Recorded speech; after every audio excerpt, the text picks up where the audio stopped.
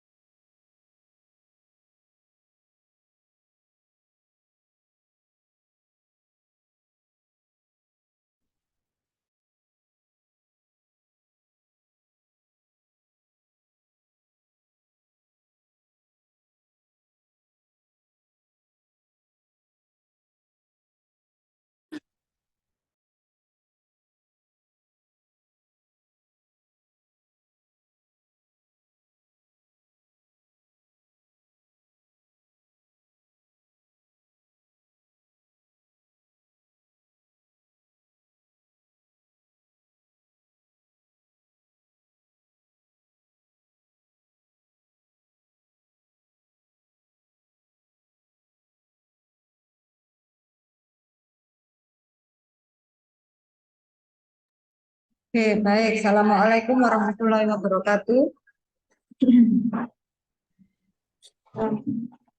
Di unmute dulu.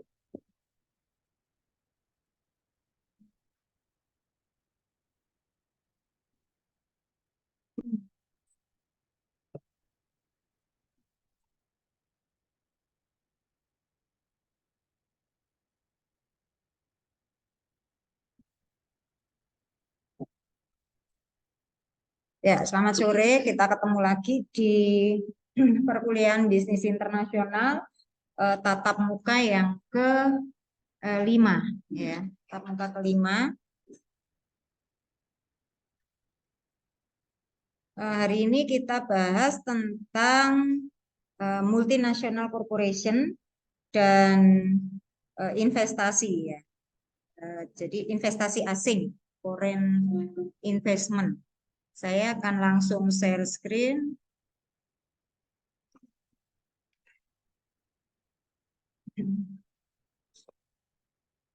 Ya, baik. Tidak di slideshow karena sudah dicoba tadi bermasalah kalau di slideshow.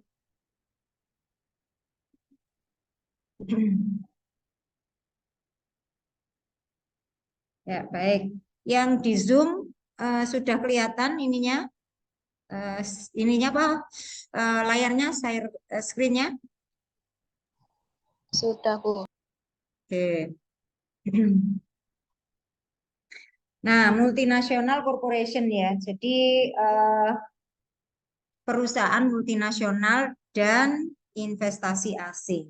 Jadi kalau kita berbicara tentang transaksi bisnis secara internasional, maka yang terlibat langsung di situ adalah ini multinational corporation ya. Jadi perusahaan-perusahaan multinasional.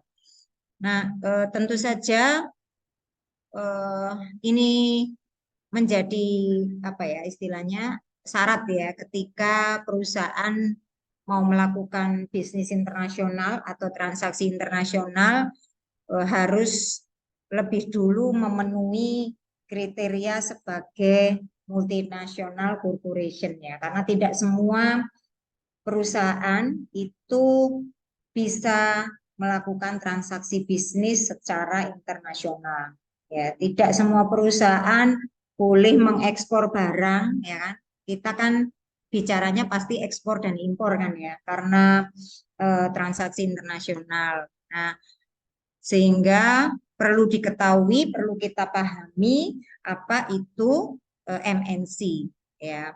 Nah, kaitannya dengan itu juga kita perlu mengetahui yang berkaitan dengan investasi asing ya atau foreign investment. Nah, baik jadi apa sih sebetulnya multinational corporation gitu ya? Apa sih perusahaan multinasional itu? Nah, menurut Seoul 1993, jadi ada dua tokoh yang merumuskan definisi dari multinational corporation. Ya. Nah, kalau menurut Seoul pada 1993 bahwa MNC itu adalah sebuah perusahaan yang berbasis di satu negara ya dan memiliki kegiatan produksi maupun pemasaran di negara yang lain gitu ya atau di negara asing. Jadi bisa kalau tadi negara Indo itu bisa di Indonesia, kemudian kita punya atau mungkin punya cabang atau perusahaan kita membuka lini di negara asing atau sebaliknya dari negara lain kemudian memiliki kegiatan produksi dan pemasaran di Indonesia. Ya. Nah, di situ titik beratnya adalah ada kegiatan produksi dan pemasaran. Ya, artinya kalau hanya buka misalnya buka perusahaannya aja tidak ada kegiatan produksi, tidak ada kegiatan pemasaran. Produksi dalam hal ini juga sebagai perusahaan manufaktur ya, manufaktur. Jadi yang menghasilkan produk berupa barang.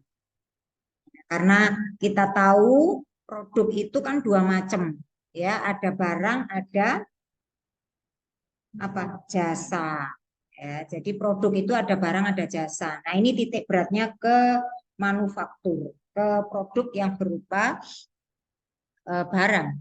Kemudian menurut Serto pada 1997 bahwa multinational corporation itu adalah sebuah perusahaan yang memiliki operasi yang signifikan di lebih dari satu negara ya hampir sama ya apa namanya definisinya dengan kekuatan modal, teknologi dan sistem manajemen yang baik ya MNC mengontrol aliran modal, teknologi bahkan distribusi barang.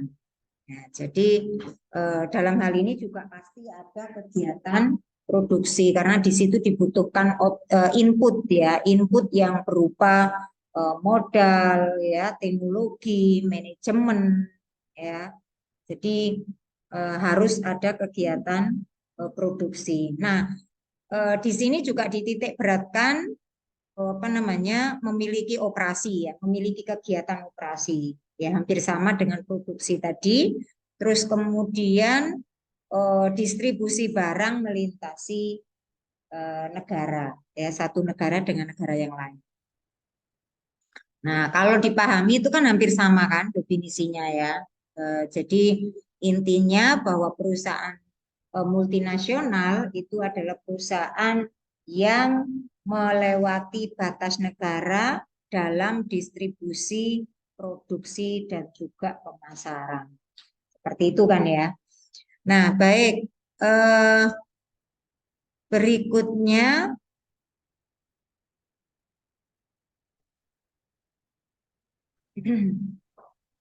Nah, berikutnya kalau tadi kita sudah ini apa namanya belajar tentang definisi dari MNC. Nah, sekarang kita memahami definisi dari investasi. Ya, khususnya di sini adalah investasi asing. Ya. Nah, kalau dalam bahasa sehari-hari mungkin kita juga sudah familiar kan ya dengan kata-kata investasi. Bahkan mungkin kita sudah bisa sedikit banyak itu menggambarkan investasi itu yang bagaimana sih gitu ya. Intinya kita menanamkan modal kan gitu ya. Berinvestasi itu berarti menanamkan modal, menyertakan modal dalam kegiatan produksi kan gitu ya. Nah, tetapi ada definisi yang sesuai dengan rumusan gitu kan ya. Nah, dirumuskan oleh Van Hoom yang pertama pada 1981 itu bahwa investasi itu adalah kegiatan yang dilangsungkan yang memanfaatkan pengeluaran kas.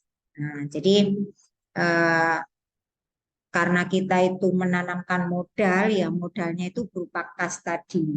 Ya, jadi bisa uang cash, bisa berupa investasi beli tanah, beli apa namanya, mendirikan pabrik dan sebagainya itu investasi. Ya. Nah, investasinya atau pengeluaran kasnya itu sekarang ya dengan tujuan menghasilkan laba di masa depan.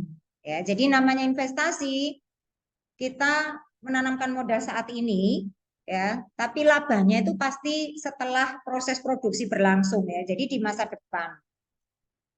Tidak bisa kita kemudian saat ini menanamkan modal terus mau laba sekarang juga. Ya, tidak bisa seperti itu ya. Jadi ada mulai dari input, prosesnya, kemudian output. Ya, jadi baru nanti kita sebagai investor atau sebagai yang menanamkan modal atau yang mengeluarkan kas tadi itu bisa mendapatkan laba setelah proses produksi. Tentu saja di masa yang akan datang. Nah, definisi kedua tentang investasi itu menurut Gerald ya pada 78 menyatakan bahwa investasi adalah aktivitas yang berkaitan dengan usaha penarikan sumber-sumber yang dipakai mengadakan barang modal. Jadi berbagai sumber daya ya yang dijadikan input produksi di sini ya. Nah, tentu saja ini juga hampir sama dalam pengertian ya. Jadi intinya adalah aktivitas yang berkaitan dengan bagaimana menggunakan modal untuk input produksi ya, kemudian mengharapkan barang modal atau hasilnya itu di masa yang akan datang ya, di masa yang akan datang intinya itu.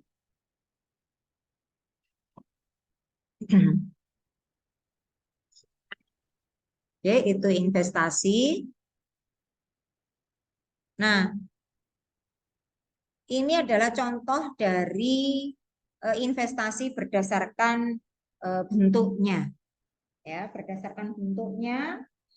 Nah, kita kenal ada dua ya, yaitu direct investment atau investasi langsung ya, dan indirect investment. Indirect ya bacanya. Maaf salah. Indirect investment atau investasi tidak langsung.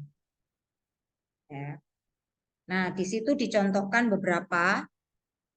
Sebelum masuk ke contoh, sebetulnya yang dimaksud dengan investasi langsung dan tidak langsung itu yang bagaimana? Kira-kira apa yang membedakan ya antara investasi langsung dengan yang tidak langsung? Ya. Nah, pada investasi langsung ya, investor atau si penanam modal ya atau orang yang berinvestasi itu ikut terlibat dalam pengelolaan bisnisnya ya, bisa di dalam ranah manajemen, bisa dalam produksi, bisa ini intinya si penanam modal itu ikut terlibat ya.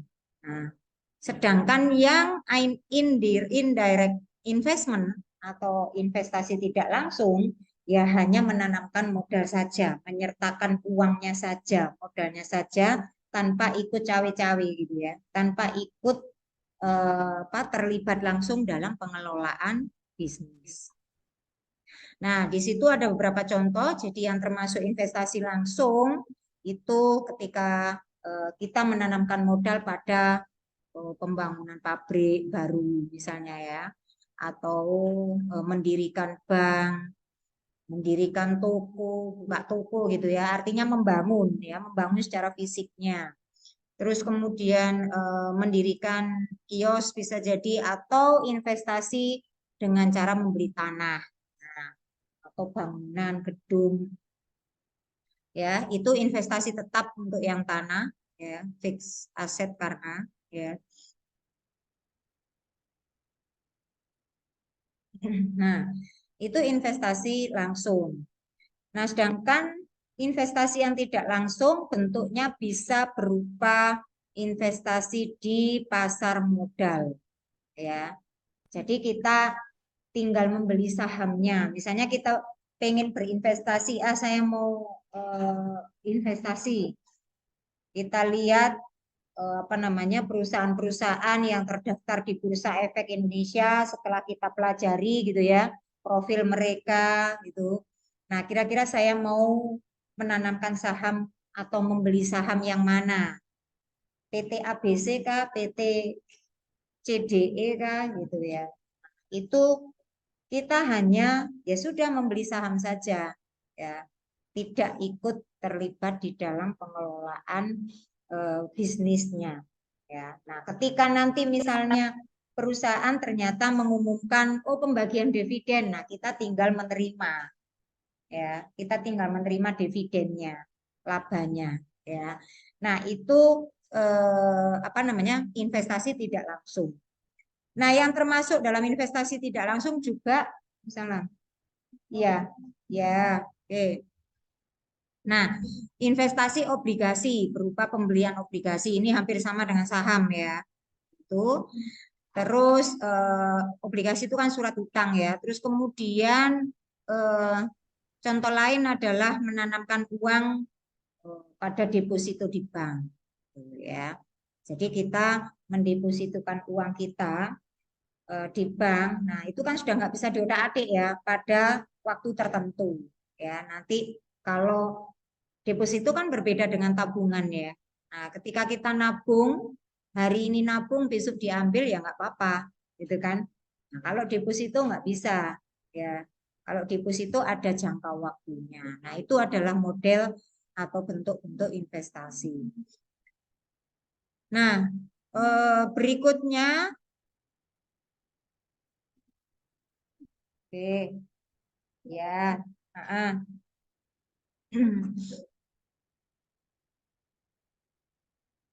oke ya. Nah, sehingga dari penjelasan di atas tadi bisa disimpulkan bahwa MNC itu adalah bentuk investasi asing. Ya, investasi asing. Oh, gitu. Ini anu lagi. Oh, nanti share screen lagi berarti. Bentar. Hmm. Tapi nggak perlu ini ya, apa namanya? eh buat link lagi berarti ya? Enggak ya?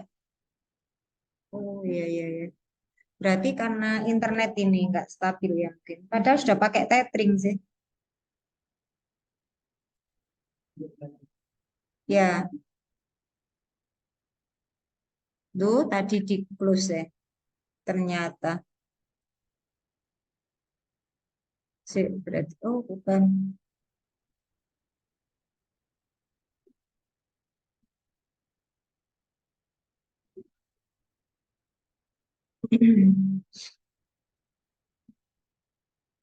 Oke.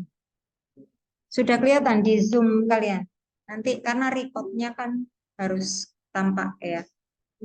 Harus tampak sih coba tak cek. Oh ya.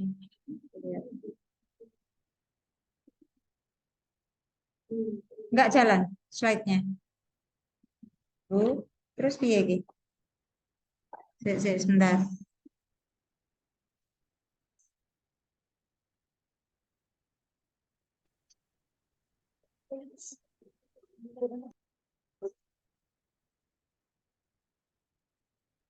Gimana ya caranya ya?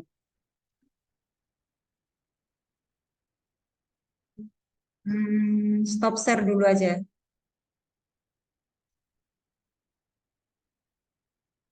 Berarti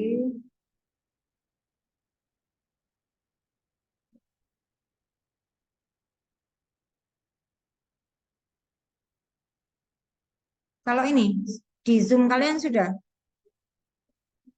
Salam. Ya, Mbak. Ya.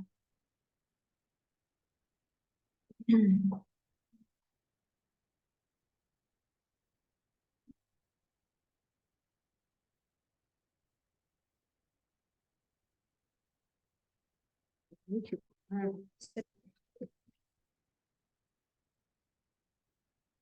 Oke, sampai di mana tadi? Eh, ya.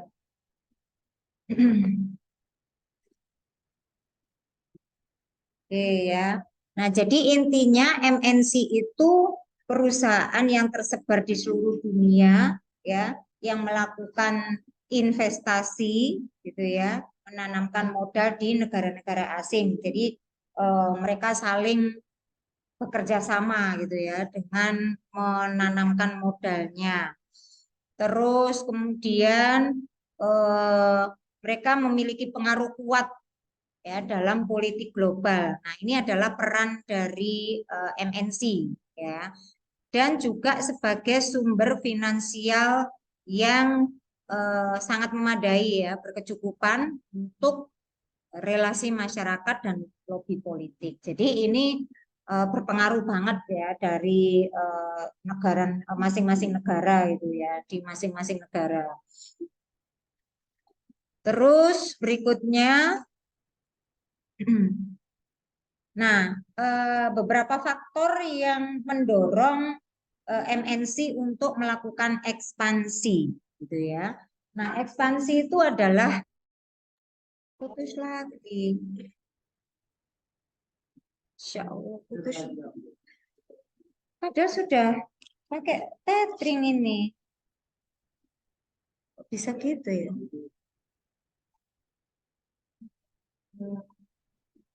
Se stop share.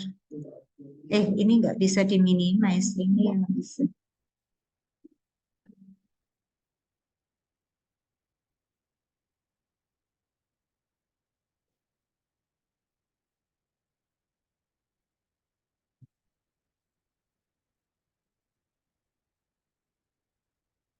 Walah, kok putus nyambung, putus nyambung.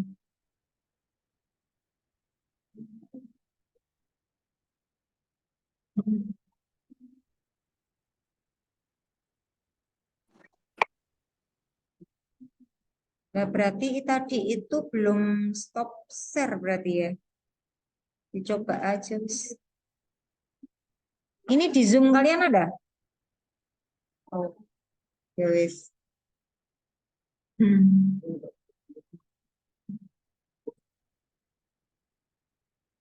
Oke, kita lanjut ya. Beberapa faktor yang mendorong ekspansi atau perluasan pasar dari MNC ya. Nah, menurut Harry Magdoff bahwa adanya MNC itu adalah sebagai evolusi terbaru dari dunia kapitalis ya. Jadi bahwa peran perusahaan-perusahaan atau di negara-negara maju gitu ya sangat dominan di sini ya. Eh, nah, ini bisa dilihat dari catatan-catatan yang ditulis oleh Karl Marx tentang sistem kapitalis ya. Jadi ini sebagai apa namanya pengetahuan saja ya. Jadi nanti kalau yang tentang Karl Marx biasanya kita kalau orang ekonomi itu memang dikenalkan gitu ya, dikenalkan dengan yang namanya Karl Marx ini, tokoh yang menelurkan teori-teori kapitalisme. Ya. Nah, jadi bahwa faktor pendorong kelahiran MNC ya itu di mana kondisi perusahaan kapitalis itu memaksa perusahaan individu supaya melebarkan sayap gitu ya, memperluas jaringan sampai ke luar negeri. Nah, jadi era itu kemudian kapitalis menjadi sangat berkembang, sangat dominan. Nah, sehingga karena memang ya perusahaan-perusahaan seolah-olah dipaksa gitu ya untuk melakukan transaksi internasional. Ya. Nah, caranya bagaimana? Salah satunya adalah meningkatkan modalnya, ya, dengan meningkatkan modal. Nah, proses akumulasi modal dilakukan melalui dua bentuk, ya, yaitu penyebaran produksi dalam skala besar dan kombinasi perusahaan melalui merger atau akuisisi. Ya. Nah, sudah paham ya merger yang bagaimana, akuisisi yang bagaimana gitu ya. Tidak perlu saya jelaskan. Jadi kalau apa namanya penyebaran produksi berarti itu tadi melakukan kegiatan produksi di berbagai negara gitu kan ya sebagai negara tuan rumah ya. Nah, adapun yang merger dan akuisisi ini berkaitan dengan kalau merger itu kan penggabungan ya, penggabungan dua perusahaan yang kondisinya itu relatif sama. Sama dalam hal ini adalah yang apa? Mulai memburuk kan gitu kan sehingga harus di merger ya. Tapi kalau akuisisi bukan menggabungkan, bukan digabungkan ya, tapi diambil alih, pengambil alihan ya, itu akuisisi. Nah, di mana posisi dua negara atau dua perusahaan itu tidak sama kalau akuisisi ya. Salah satu pasti masih lebih baik daripada yang lain, sehingga itu yang akan mengakuisisi ya, sehingga diambil alih kemudian pengelolaannya sehingga menjadi lebih baik.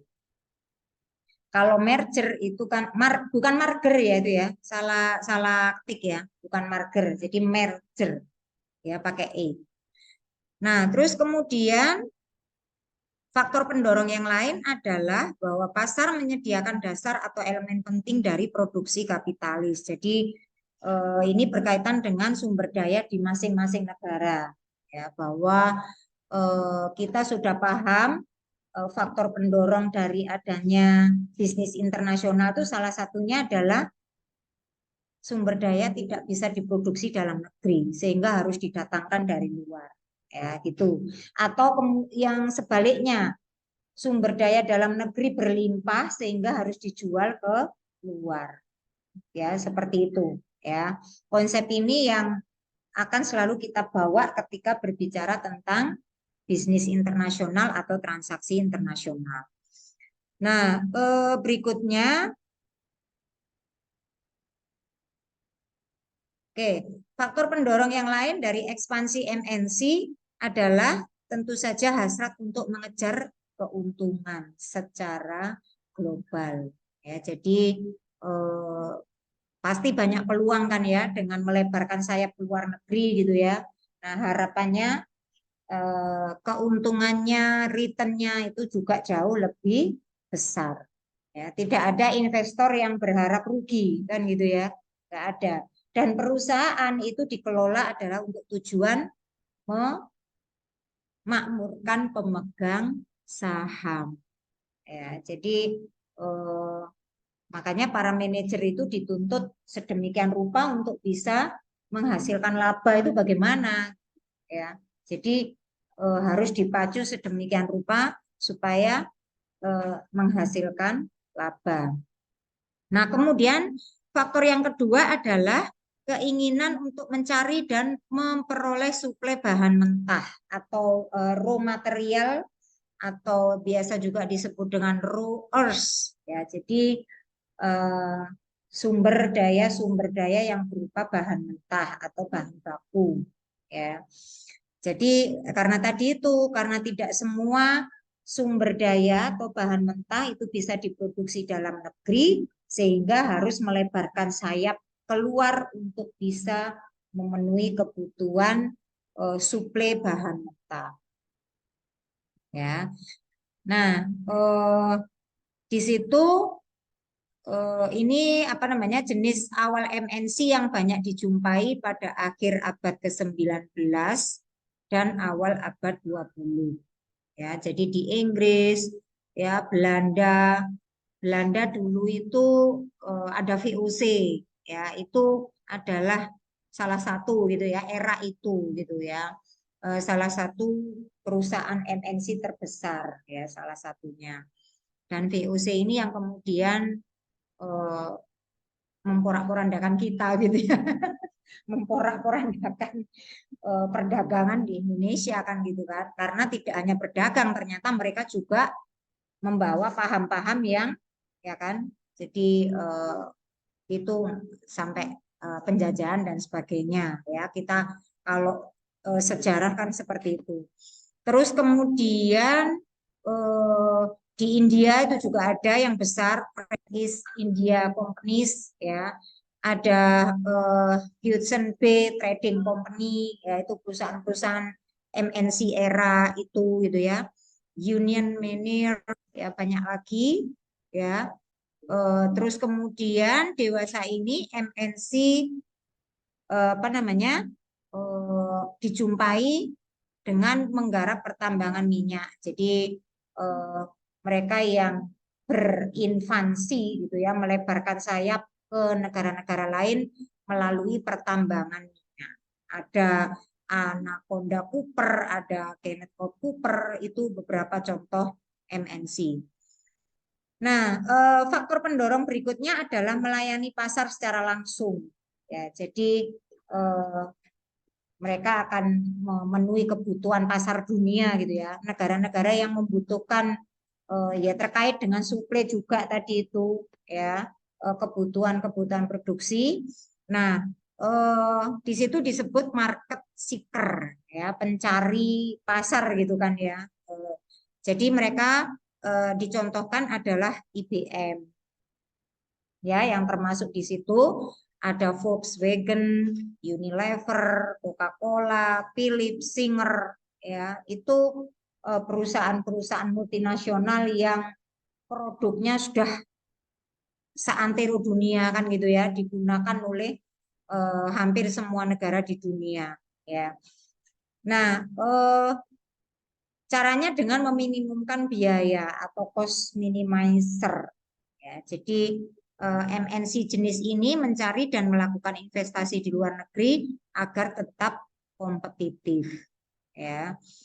Nah, banyak juga yang bergerak di bidang elektronik ya. Di situ sudah ada contohnya Zenith, Atari dan sebagainya ya.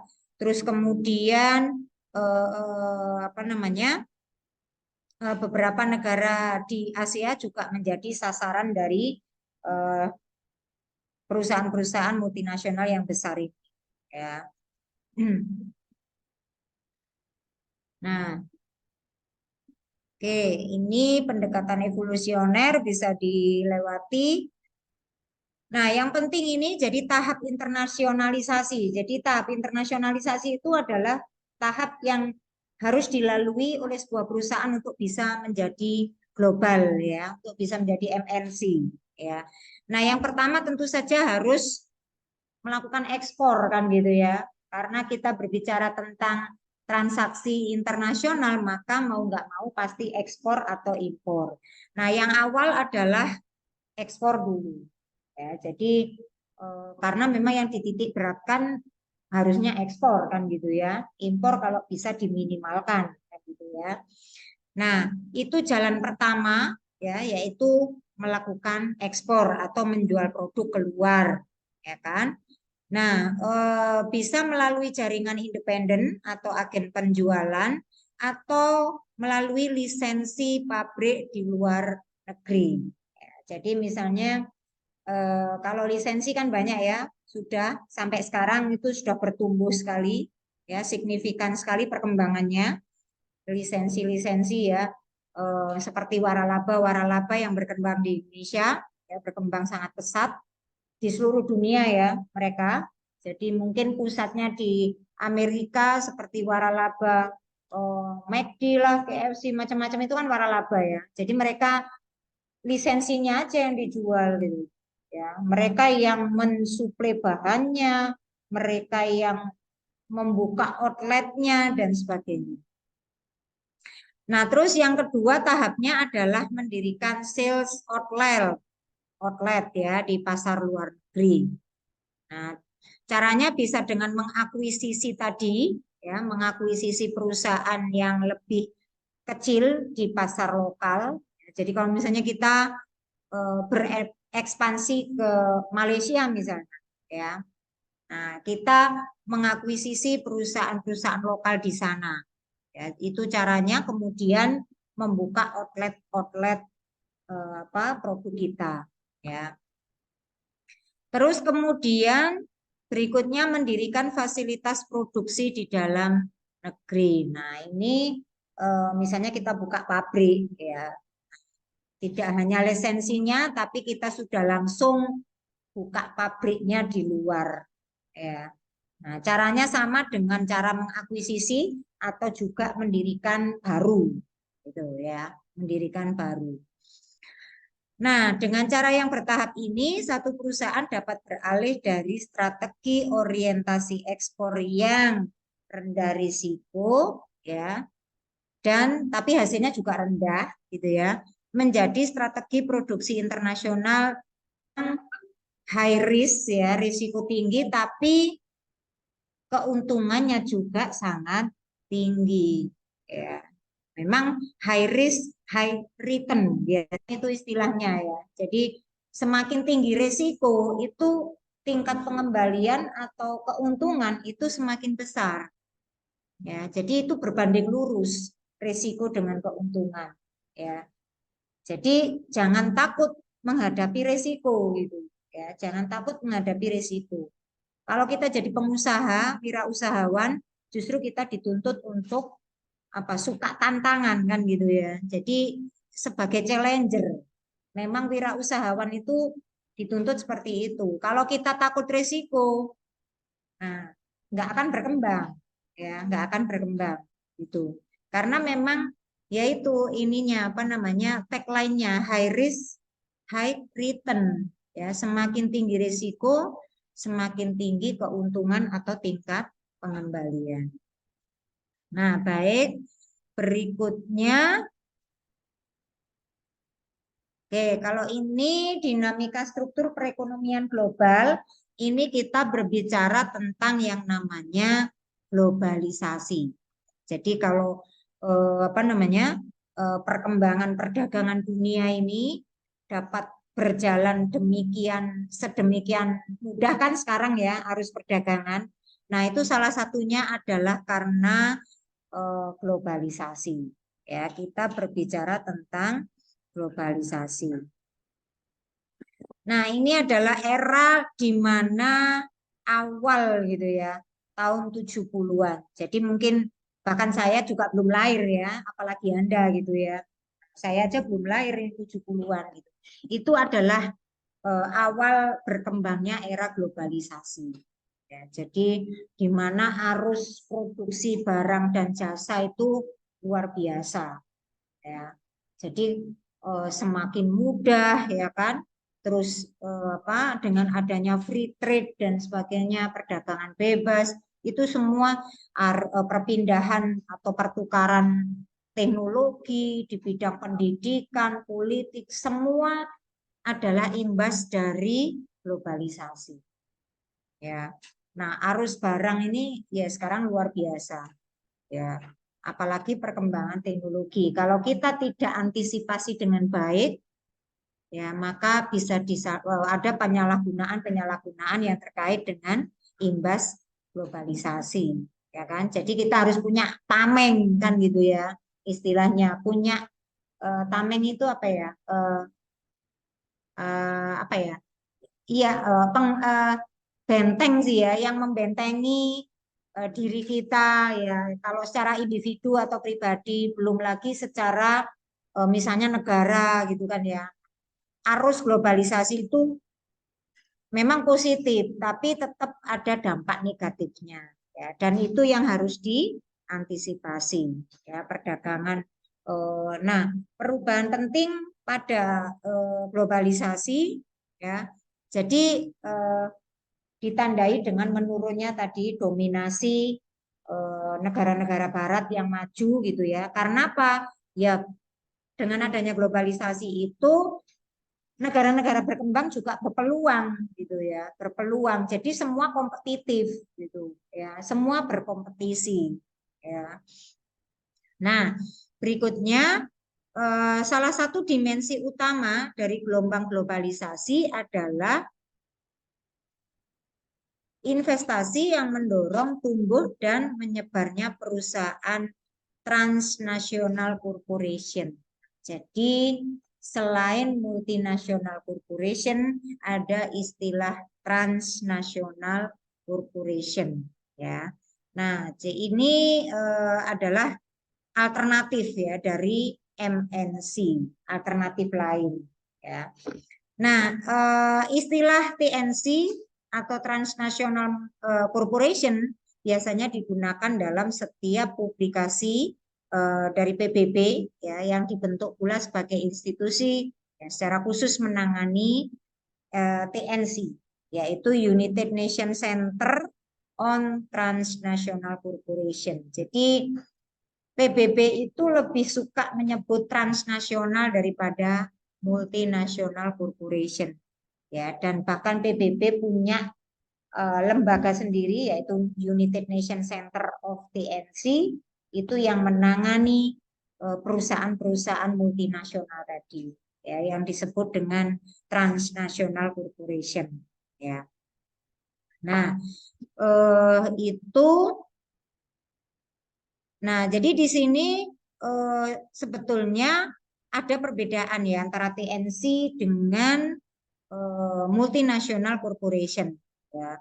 Nah, kalau PBB itu lebih suka menggunakan istilah transnasional daripada multinational corporation ya. Nah, ini karena beberapa desakan dari negara-negara di Amerika Latin dan juga Karibia. Karena mereka ingin membedakan ya.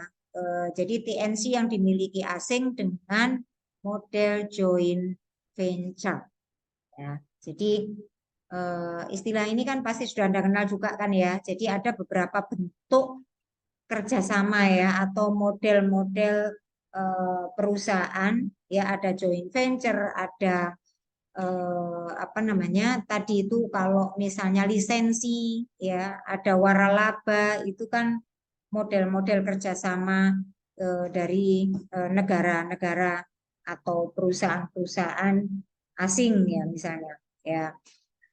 Nah, itu terus berikutnya.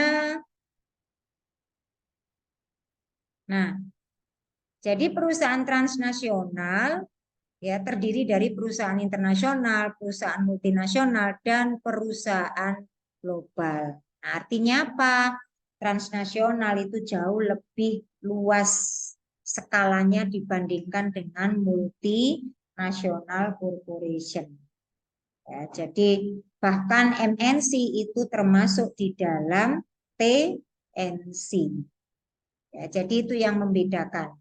Ya, jadi harapannya nanti ada Anda sudah bisa membedakan gitu ya, apa transnasional, apa multinasional.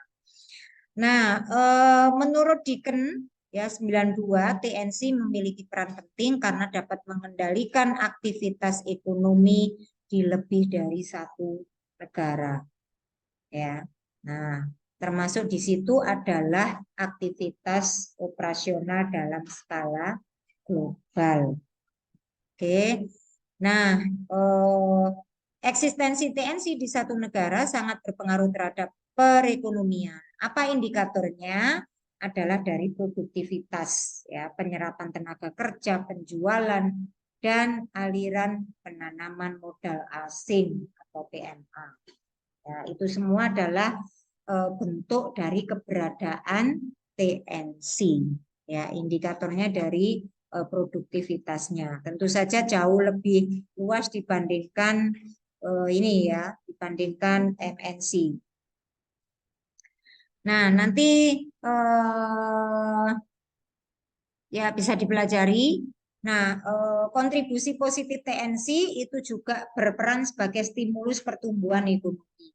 Nah, khusus di Indonesia, ya, Indonesia tidak harus menolak jika ada TNC yang akan membuka cabang atau melakukan investasi, karena secara tidak langsung hubungan antar negara tempat TNC beroperasi dengan negara asing asalnya itu juga dapat menciptakan keterikatan geopolitik. Jadi ya mau nggak mau kan gitu ya, kita tidak bisa melepaskan diri dari arus globalisasi kan, sehingga kalau ada perusahaan multinasional bahkan transnasional yang akan masuk ke Indonesia, ya kita tidak perlu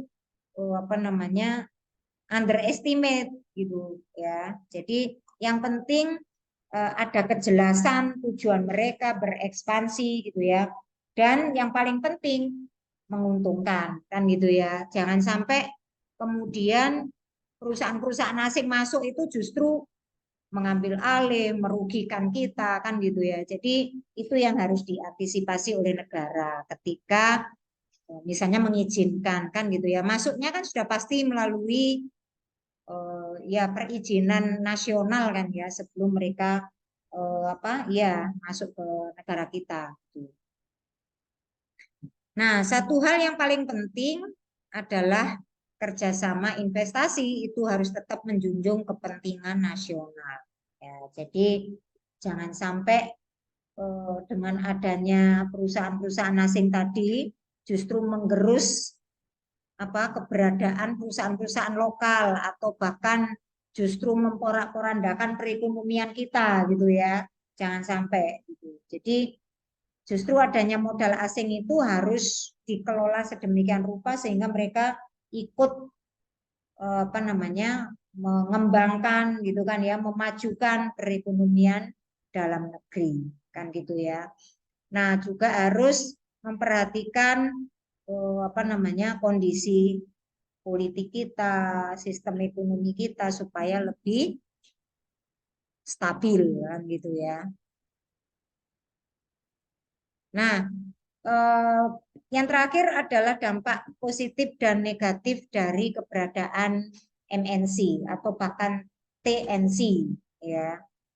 Nah, dampak positifnya ya, nah berperan mengisi kekosongan atau kekurangan sumber daya ya, sudah jelas karena tadi arusnya adalah perpindahan sumber daya ya, itu faktor yang mendorong. Nah, kemudian yang kedua, keuntungan dari pajak ya, sudah pasti. Jadi dengan adanya perusahaan-perusahaan asing yang masuk, tentu saja secara finansial akan menambah keuntungan dalam negeri kan gitu ya, dari sisi pajak. Kemudian perusahaan multinasional itu juga bermanfaat untuk mendidik para manajer lokal dalam negeri.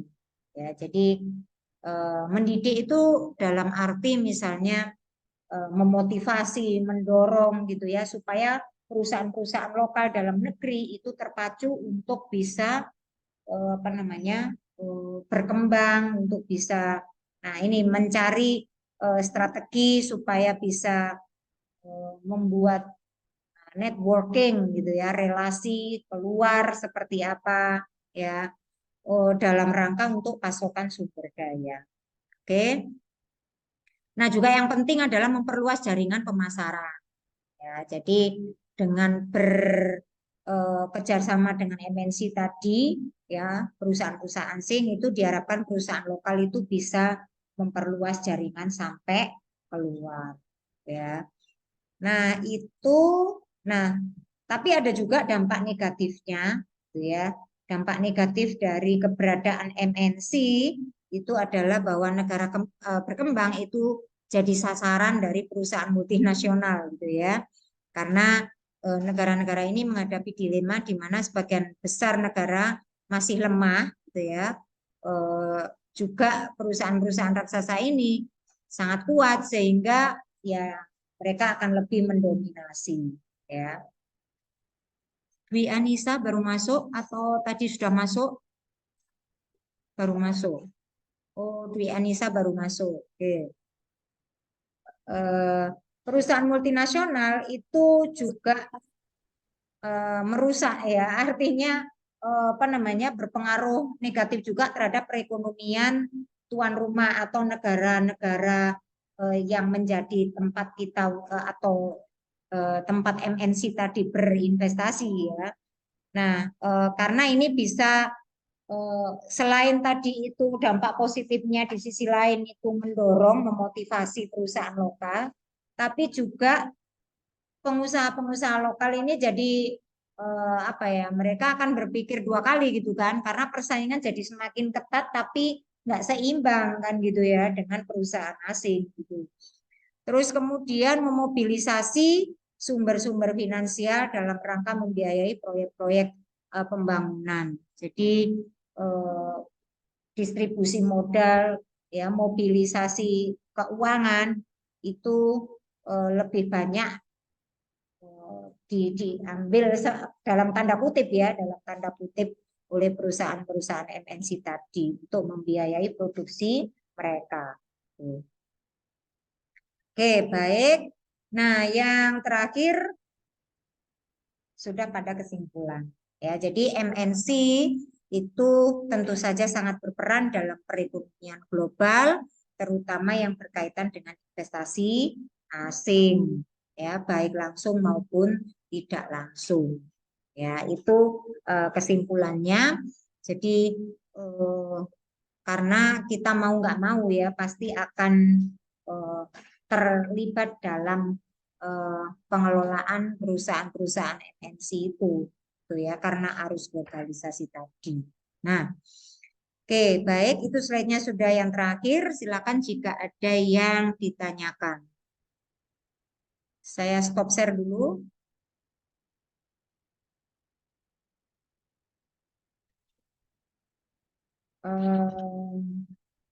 Sambil nunggu, mungkin ada yang bertanya.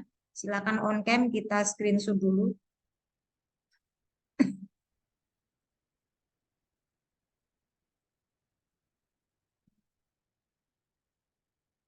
Yang tidak di kelas, silakan on cam dulu. Kita screenshot ya.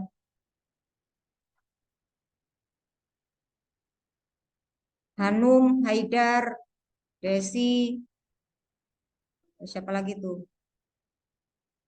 Julviana di sini. Temboke sing diketokno. Oke, oke, satu. Apa wis belum? Mungkin nggak bisa kali ya. Satu, dua, tiga.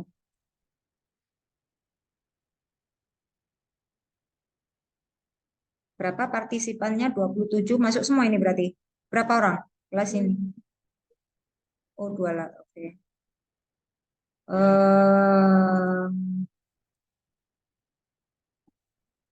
Sudah. Oke, saya absen dulu sekalian.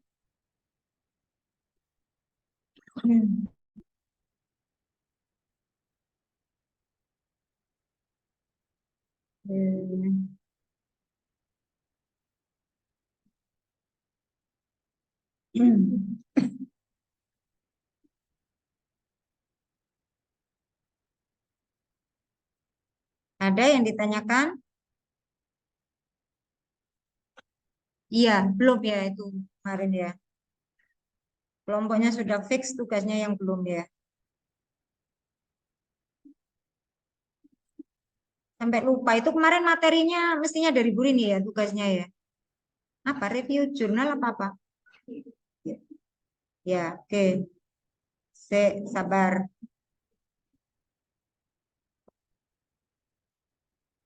Eh, em,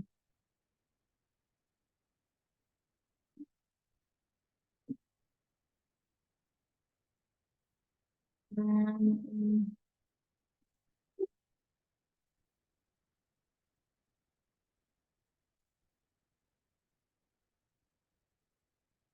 PM5.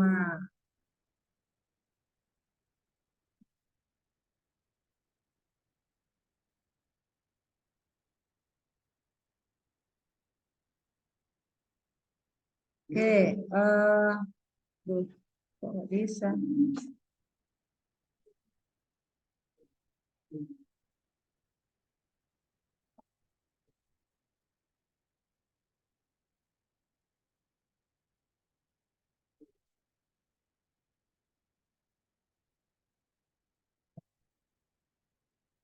Oke, Elvira,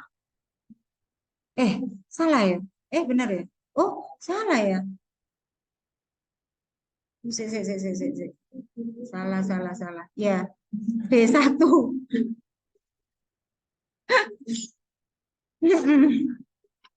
B1. Muhammad Anas. Ada?